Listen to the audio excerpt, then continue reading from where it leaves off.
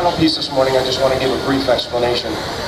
It's a piece called Ask Not, and it's a musical tribute to the life of our 35th President, John Fitzgerald Kennedy, and the 50th anniversary of his assassination.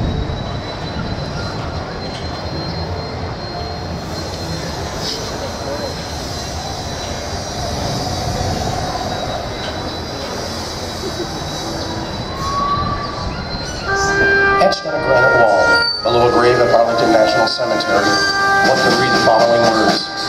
And so, my fellow Americans, ask not what your country can do for you. Ask what you can do for your country. My fellow citizens of the world, ask not what America can do for you, but what together we can do for the freedom of man.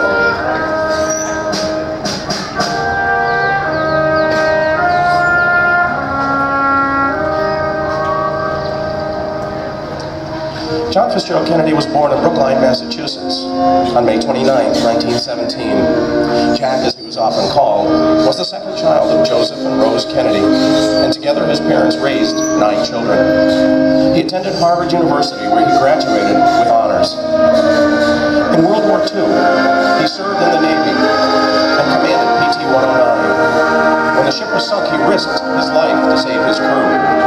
Serving his country helped to shape his thoughts on the future of America's right to defend its freedom.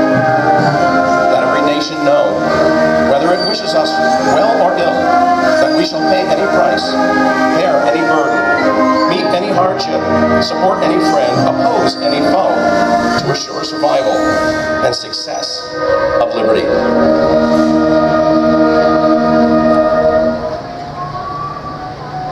Let the word go forth from this time and place to friend and foe alike that the torch has been passed to a new generation of Americans. JFK was the youngest man.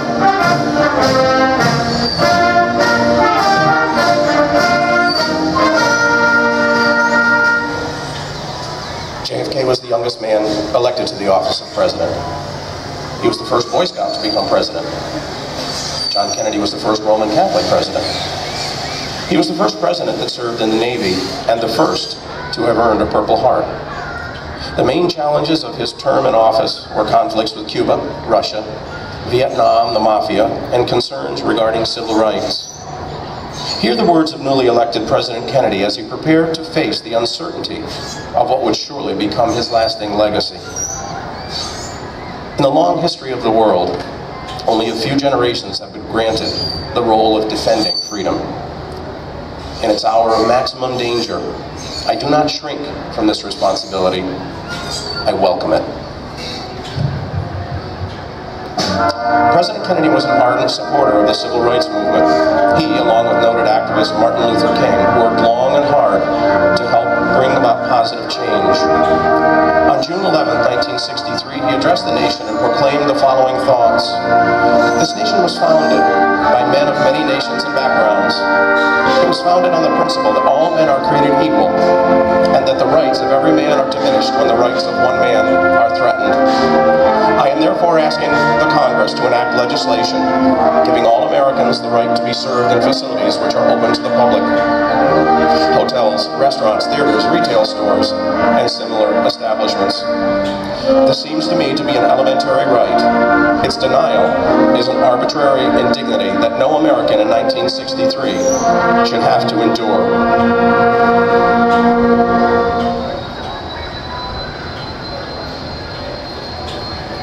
In the fall of 1963, President Kennedy turned his attention to his re-election campaign and decided that a trip to visit the South was long overdue. With First Lady Jacqueline by his side, he embarked on a 2-day trip that would take him to 5 major cities in the heartland of Texas. On the morning of November 22, 1963, a motorcade of political dignitaries traveled along a 10-mile route that wound through downtown Dallas. Since the earlier rain had stopped, the plastic bubble on top of the presidential limousine was removed. Overflow crowds of excited people lined the streets and waved frantically to the Kennedys.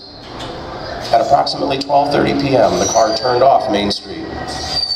As it was passing the Texas School Book Depository, gunfire suddenly rang out on the plaza.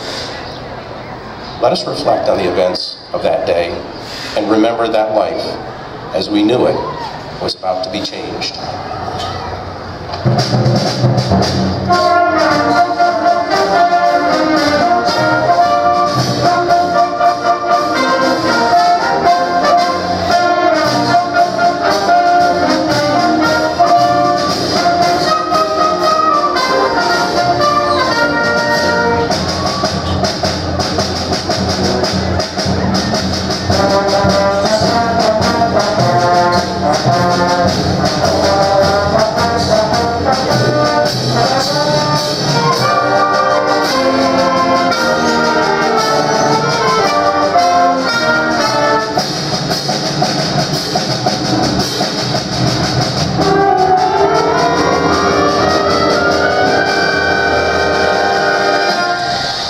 Shots fired struck the president, causing him to slump over toward Mrs. Kennedy.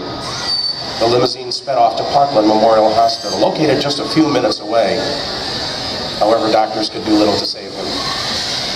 A Catholic priest was summoned to administer the last rites. And at 1 p.m., John Fitzgerald Kennedy, the 35th President of the United States, was pronounced dead. For 4 days, the world stood still, while people from all walks of life mourned the loss of their beloved JFK. On November 25th, he was laid to rest.